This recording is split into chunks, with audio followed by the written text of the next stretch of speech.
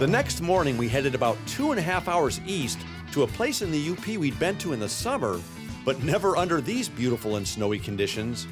And this last leg of our adventure would put us back on our feet again, but this time with a little help from an old friend that's been helping people walk in the snow for over 100 years now. And speaking of old friends, we found another one. Here we go again.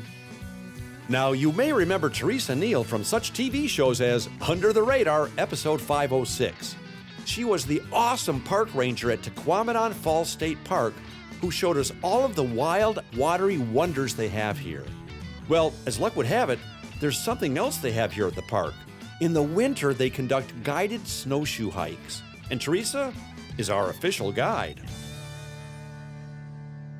So this is like old home week on UTR, because first we saw Tasha again, and now you. Yes, so, and welcome back. Remember, we were here in the summertime, and you were so wonderful. You actually rowed us, I think, in a boat over to the lower falls. I did row you in a boat. Which was, thank you very much. One and done, by the way. Yeah, thank you. But it was such a wonderful experience. I actually brought my family back the next summer. So, but now we're here in the winter, obviously, to snowshoe.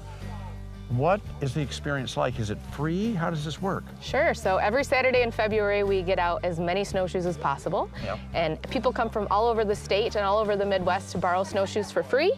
They can take a hike on their own, or they can go on our guided hike at 2 o'clock.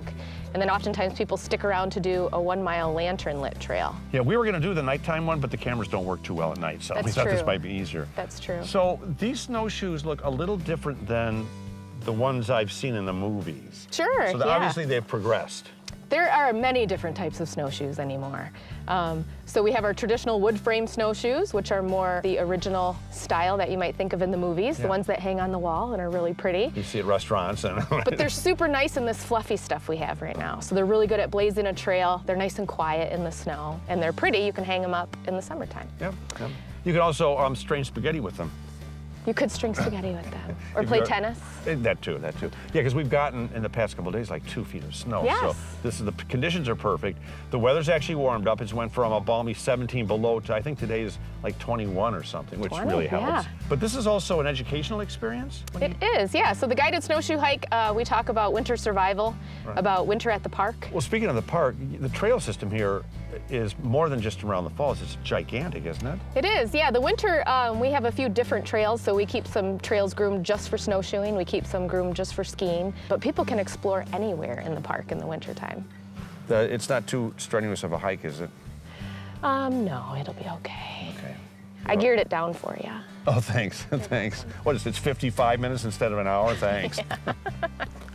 Well, it was almost time to take off into the snowy tundra.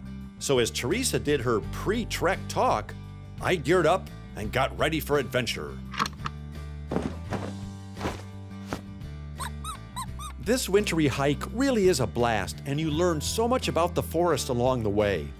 Not to mention the fact that you get some much-needed winter exercise and make a ton of new friends.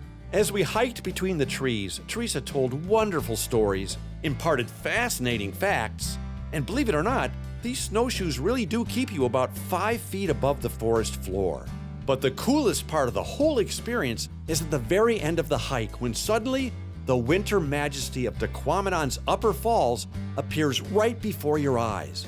Now, I'd seen the falls in the summer, but never like this.